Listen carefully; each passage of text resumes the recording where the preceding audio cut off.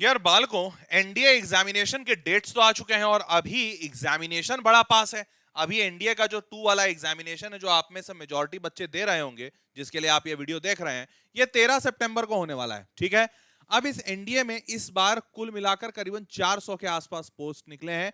Army, navy और air force तीनों को मिलाकर, तो तीनों में मिलाकर करीबन 400 के आसपास पोस्ट है। और टोटल एप्लीकेंट्स करीबन 4 लाख के 5 लाख के आसपास हो सकते हैं, क्योंकि हर साल 4 से 6 के बीच में ही आंकड़ा बैठता है। इनफैक्ट कोविड के टाइम पे थोड़ा ज्यादा बैठ रहा था, अभी 4 से 5 के बीच में बैठ रहा है। ठीक है।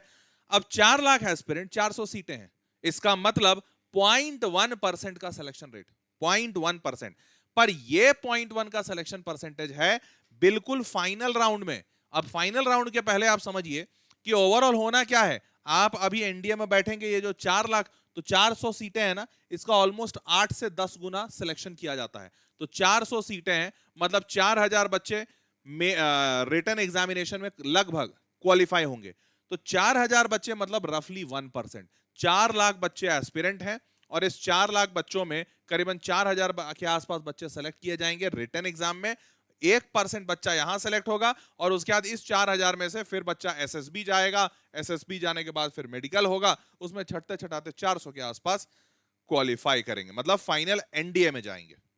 तो ये है ओवरऑल सिनेरियो। अब इसके लिए आपके पास अभी 30 दिन बचा हुआ है। पहला राउंड जहां 4000 बच्चा सेलेक्ट होता है रिटन एग्जामिनेशन, वो 13 सितंबर के लिए। तो यार पहली पड़ाव तो यही है। अब इसको पार कर लें तो फिर बात बढ़िया हो जाए, बल्ले बल्ले। अब इसको कैसे पार कर सकते हैं, इसी के लिए आज का ये सेशन है कि 30 दिन में आप एनडीए कैसे तगड़ा कर सकते हैं। चैनल अगर आप नहीं सब्सक्राइब किए हैं, जरूर कर लीजिए, क्योंकि फायदा मेरा नहीं, फायदा आपका है। और आपका फायदा यह है कि आपको इस चैनल पर, इस एनडीए के चैनल पर, एनडीए से रिलेटेड सारा कंटेंट मिलेगा। देखिए, एनडीए एक साल में 2 बार होता है। अब ये जरूरी नहीं, भगवान करे आपका इसी बार सिलेक्शन हो जाए, पर जरूरी नहीं कि एक बार में सिलेक्शन हो जाए, क्योंकि ये एनडीए एग्जामिनेशन यूपीएससी कंडक्ट कराती है। भाई यूपीएससी छोटा मोटा बोर्ड नहीं है, अच्छा खासा बोर्ड है। तो यूपीएससी इस एग्जाम को कंडक्ट कराती है। अब अगर इस बार नहीं हुआ तो एटलीस्ट आप तैयारी करते रहिए, अगले बार हो जाएगा। तो इस हिसाब से एनडीए का इस चैनल को आप जरूर सब्सक्राइब करके रखिएगा, आपको एनडीए से रिलेटेड सारा कंटेंट मिलेगा। ठीक है, चलिए शुरू करते हैं। अब सबसे पहले ध्यान से देखिए, रिटन एग्जाम होगा। रिटन एग्जामिनेशन आप क्वालिफाई कर लेते हैं तो आपका एसएसबी का इंटरव्यू होगा, और उसके बाद फिर बचा हुआ बाकी प्रोसेस। पूरा प्रोसेस समझाया हूं एनडीए के रोड मैप में। अगर आपने नहीं देखा है ये सेशन तो जरूर देखिए, इसमें पूरा रोड मैप आपको समझ में आ जाएगा। Clear. Now moving forward, written examination जो 13 सितंबर को होने वाला है, उसके बारे में डिटेल बता दूं तो रिटन एग्जामिनेशन 2 पेपर होते हैं इसमें। एक मैथ और जनरल एबिलिटी टेस्ट, आपको पता होगा।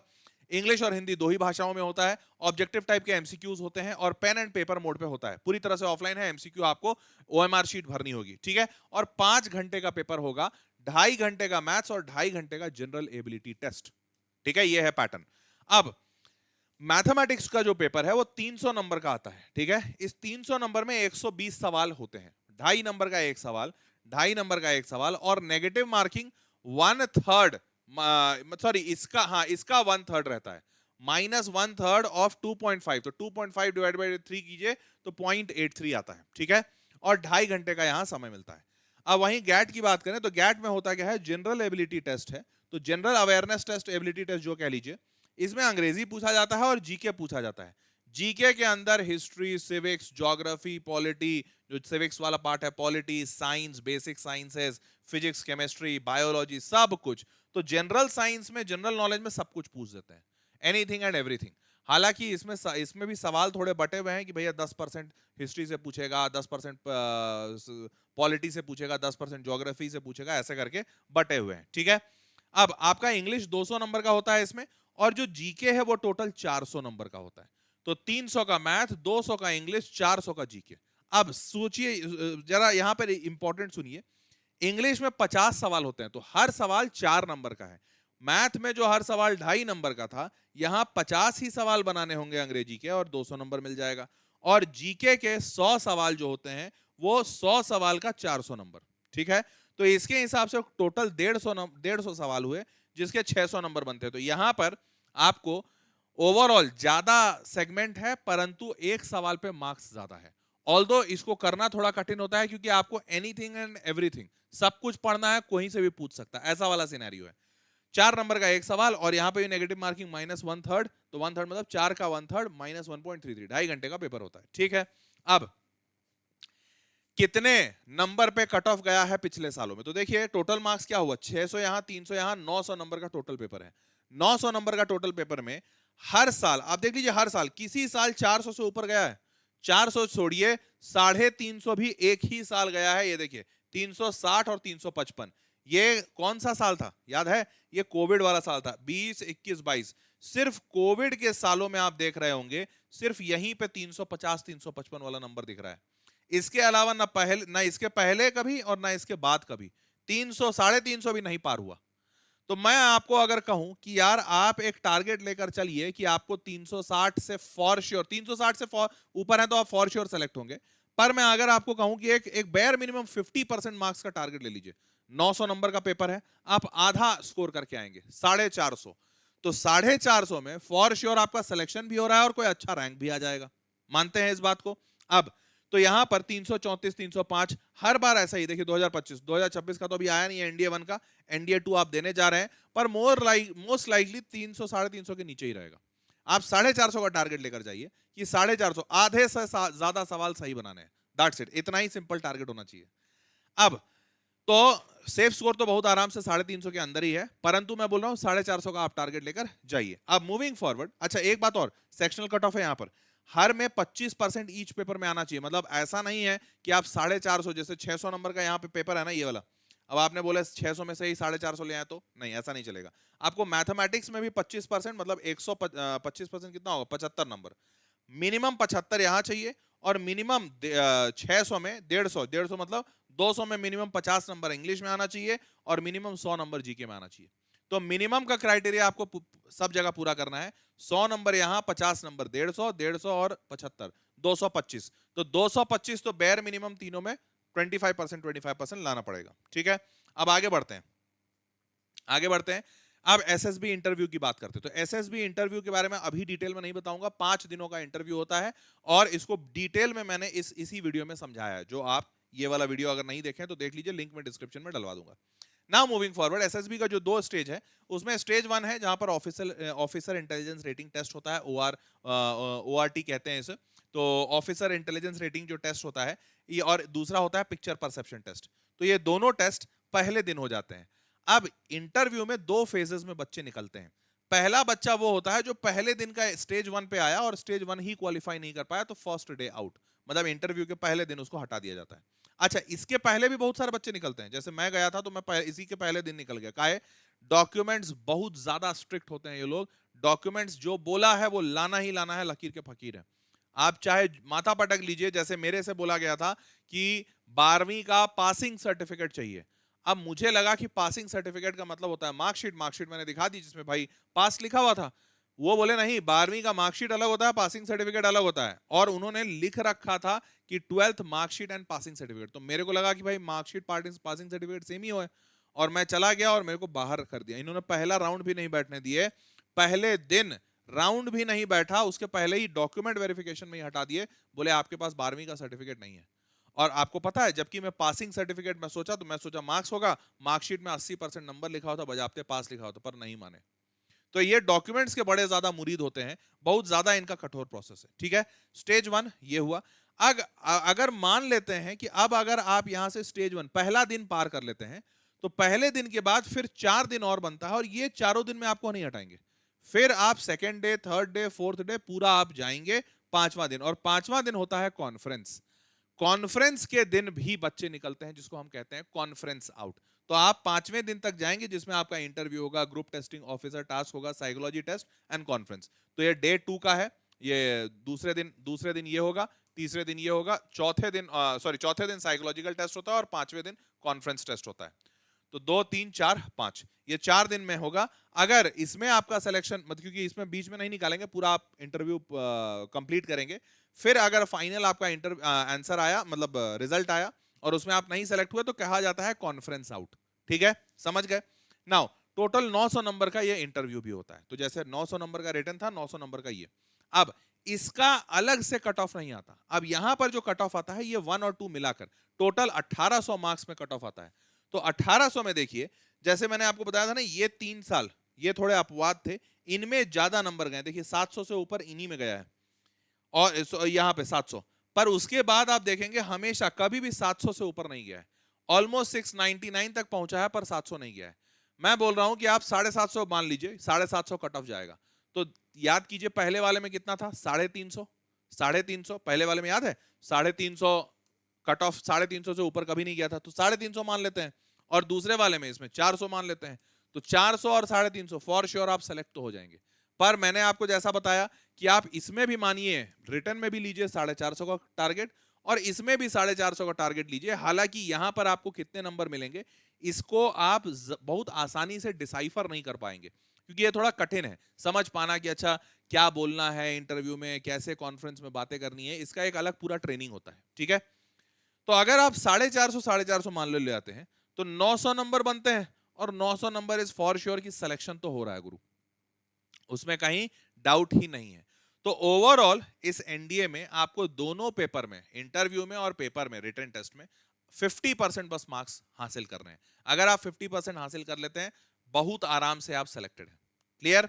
नाउ मूविंग फॉरवर्ड, तो 40% ऑफ मार्क्स, अच्छा सेफ स्कोर जनरली 1800 का लीजिएगा तो सेफ स्कोर 720 730 मतलब 40%। मैंने बोला है दोनों में 50-50% रख लीजिए। ठीक है, अब 30 दिन में आप एनडीए एग्जाम कैसे क्रैक करेंगे इसकी बात करते हैं। तो देखिए पार्ट 1 में मैथमेटिक्स की बात करते हैं। सबसे इंपॉर्टेंट यही है क्योंकि मैथमेटिक्स एक सब्जेक्ट 300 नंबर और बाकी पूरी दुनिया के सारे सब्जेक्ट्स मिला के 600 नंबर। तो भाई जाहिर सी बात है इस पे फोकस कर लेते हैं क्योंकि 300 नंबर का है। सबसे ज्यादा हाईएस्ट वेटेज अगर कोई रखता है एग्जाम में कोई सब्जेक्ट तो वो मैथमेटिक्स है। अब मैथमेटिक्स में इसका जो पूरा का पूरा सिलेबस है, ये पूरा का पूरा सिलेबस आपका 12वीं का है। 100% सिलेबस 12वीं का है ना। मूविंग फॉरवर्ड 12वीं में इसमें मैंने क्या किया, मैंने पिछले सालों के पेपर को एनालाइज किया। कुल मिलाकर 1560 सवालों को मैंने एनालाइज किया। अब आप सोच के देख लीजिए, 120 से भाग दे दीजिए, आपको तुरंत दिख जाएगा कि भाई अच्छा खासा, मतलब 10 साल से ज्यादा, 10 नहीं करीबन 15 साल के आसपास का पेपर एनालाइज किया हूं। ठीक है, अब यहां पे ध्यान से सुनिए, ये 10-12 साल का जो पेपर एनालाइज किया उससे एक बहुत इंटरेस्टिंग पैटर्न समझ में आया। क्या पैटर्न समझ में आया? जैसे मान लीजिए अलजेब्रा से कहां कहां से सवाल आया, प्रोग्रेशन से, सेट रिलेशन, परमुटेशन प्रोग्रेशन, और उनमें कौन कौन से टॉपिक से आया है सवाल। अभी तो एआई भी है तो एआई से और फास्ट हो गया ये एनालिसिस। अब ये एनालिसिस करके समझ में क्या आया, तो मेरे को समझ में आया कि ओवरऑल टोटल जितने टॉपिक्स बनते हैं ना, तो देखो यहां पे एक लो वेटेज टॉपिक्स है और एक हाई वेटेज टॉपिक्स है। हाई वेटेज टॉपिक्स मात्र 33 थे। तो अब एक बात पहले ये समझो कि ये पूरा का पूरा पेपर 1 है, मतलब मैथमेटिक्स है आपका, ये पूरा का पूरा सिलेबस 11वीं 12वीं का मिलाकर है।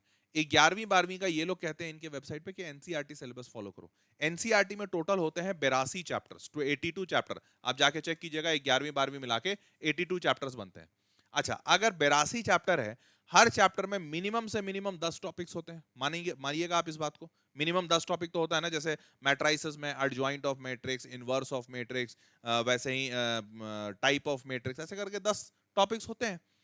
तो 82 चैप्टर में मिनिमम अगर 10 टॉपिक भी माने तो 820 टॉपिक्स बनते हैं। 820 टॉपिक्स, 820 टॉपिक्स।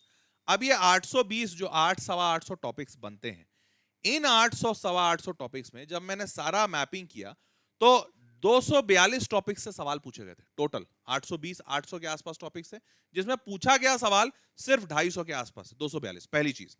अब दूसरी सबसे इंपॉर्टेंट चीज, पहला तो ये समझिए कि अच्छा इसका मतलब 100% सिलेबस इंपॉर्टेंट नहीं है। पहला तो सिलेबस में 25% से ही पूछ रहे हैं, सबसे पूछ भी नहीं रहे। अच्छा, ये 242 टॉपिक्स में से मात्र 33 ऐसे टॉपिक्स थे, माइंड माय वर्ड्स, 33 ऐसे टॉपिक्स थे जिनसे पेपर के 52% क्वेश्चंस आए थे। 52 मतलब आधे से ज्यादा पेपर सिर्फ 33 टॉपिक से आए थे। और बचा हुआ 242 में से 33 माइनस करो तो बचा हुआ 209 टॉपिक, 209 टॉपिक से रिमेनिंग 48% ऑफ द पेपर आया। अब सोच के देखो कि 200, पहला तो आपको 242 पता होना चाहिए, तो वो बहुत सिंपल है, पिछले 10 साल के पेपर एनालाइज करके वो मैं आपको दे दूंगा कि कहां से, कौन से ऐसे 200-250 टॉपिक्स हैं जहां से बार बार सवाल पूछा जा रहा है। ये पहली चीज। अब ये 242 में अगर आपको ये 33 टॉपिक पता चल जाए तो सोच के देखिए, आपने पढ़ा सब कुछ है, सिलेबस तो सबको ही कंप्लीट करता है, पर उस 100% सिलेबस में अगर आप मात्र इन 33 टॉपिक, चैप्टर नहीं बोल रहा हूं, 33 टॉपिक्स पे अगर फोकस कर लें तो बेटा ये 50% सवाल तो यहीं से आ रहे हैं, और इसके सवाल आसान होते हैं, कठिन नहीं होते हैं। आप जाके पीवाईक्यू उठा के देख लीजिए। तो अब सोच के देखिए कि अगर आप इस स्ट्रैटेजी से तैयारी करते हैं तो क्या आप कम समय में ज्यादा गेन नहीं कर सकते? मात्र 33 टॉपिक पढ़ के 52% सवाल अगर आपके बन जा रहे हैं, अब यही 50% का तो हमने टारगेट लिया है। 50% सवाल अगर आप बना दे रहे हैं 450 थ्योरी में और 450 आपके इंटरव्यू में, हो गया सिलेक्शन। तो अब समझ आ रहा है कि एक्चुअली में स्ट्रैटेजी से इस एग्जाम को 30 दिन के अंदर भी निकाला जाना बिल्कुल मुमकिन है। तो अगर आप अभी तक भी कोई तैयारी नहीं कर रहे हैं और आपने एनडीए भरा है और आप अगर उम्मीद छोड़ रहे, तो विश्वास मानिए आपको उम्मीद जगा लेनी चाहिए।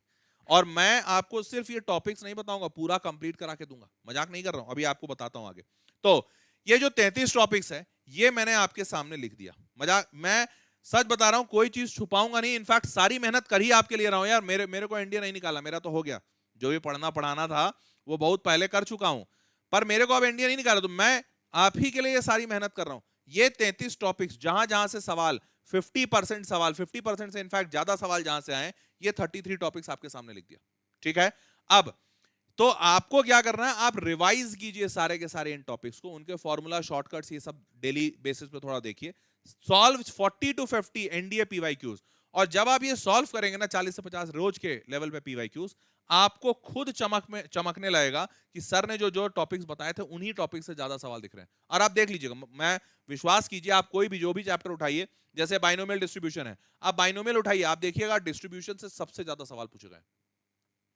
तो आप वहां पे उठाकर इसको प्रैक्टिस करना शुरू कीजिए। और एक मैथ का mock test every second day and analyse the mistakes. आप हर 2 दिन पे, जैसे आपको करना ये चाहिए कि हर रोज एक टेस्ट देना चाहिए। एक टेस्ट दीजिए आप 2.5 घंटे का गैट का, और एक टेस्ट दीजिए मैथ का। तो आज गैट का दिए, कल मैथ का दीजिए, परसों गैट, फिर तरसों मैथ। तो हर दूसरे दिन आपका मैथ पड़ेगा। आप हर रोज बस 2.5 घंटा लगाइए। 2.5 घंटा लगाने के बाद 2.5 घंटा भले लगा दीजिए उसकी एनालिसिस पे, 4-5 घंटे का मॉक दीजिए, और बाकी टाइम आप अपना सवाल सॉल्व करने पे, ये 40-50 पीवाईक्यूज पे दीजिए। इतना ही कर लेने से आपका मैथ बम बम हो जाएगा। अब अगर गैट की बात करें तो गैट में मैंने आपको बताया था इंग्लिश में बड़े सिंपल चीजें पूछते हैं, बड़े सिंपल 10वीं लेवल का, मजाक नहीं कर रहा हूं, पीवाईक्यू उठा के देखना। ग्रामर का uses, comprehension, expression, that's it. तो एक पैराग्राफ आएगा, एक जंबल द वर्ड्स आएगा, रीअरेंज द जो वर्ड्स रहता है, और सिनोनिम, एंटोनिम, यही सब आएगा, बस सिंपल। उसके बाद जीके में, अब यहां पर वेटेज डिफाइंड है।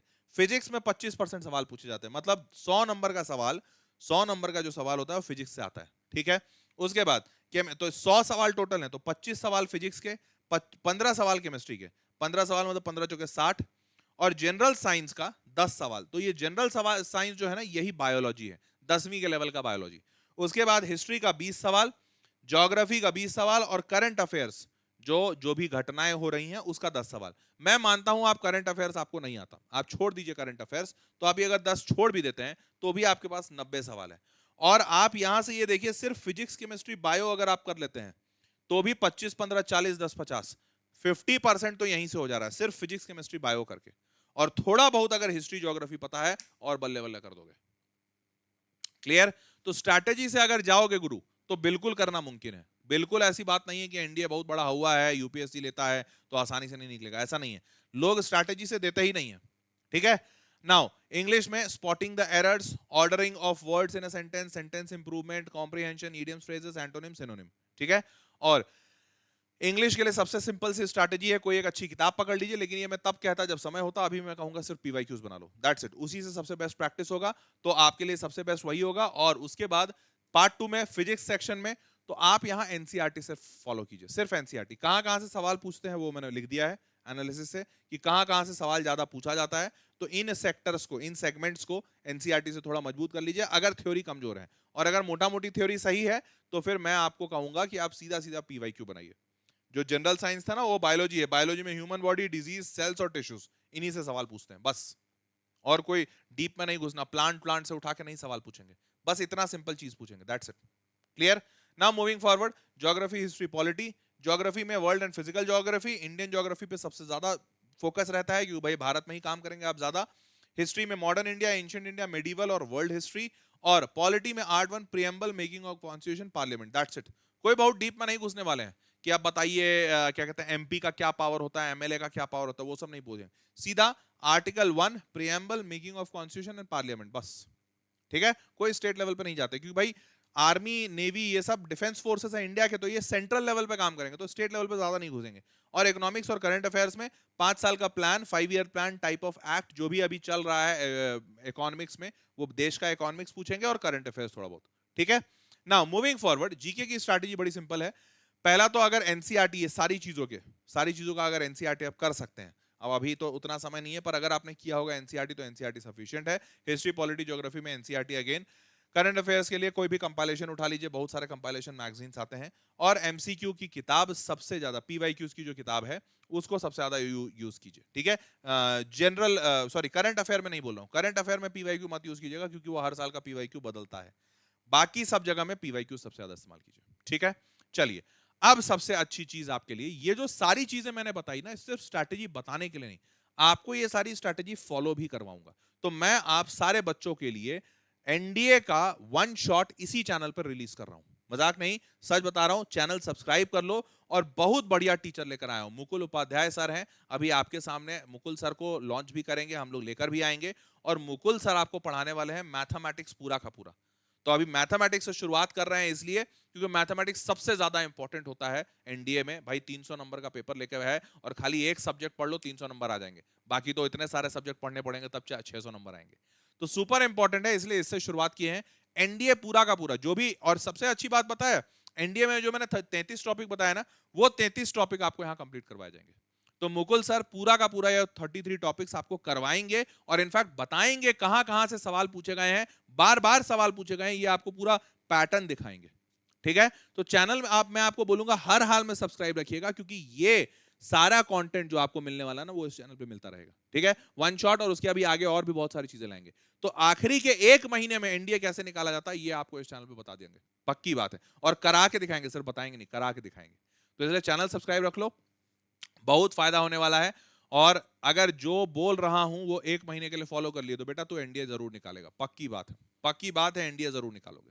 ठीक है, तो all the best, channel subscribe रखिए, और किसी भी चीज की आवश्यकता होती है बेझिझक होकर नीचे कमेंट बॉक्स में बताइए, I will be happy to help you. मिलते हैं अगले वीडियो में, तब तक के लिए टेक केयर, बाय बाय।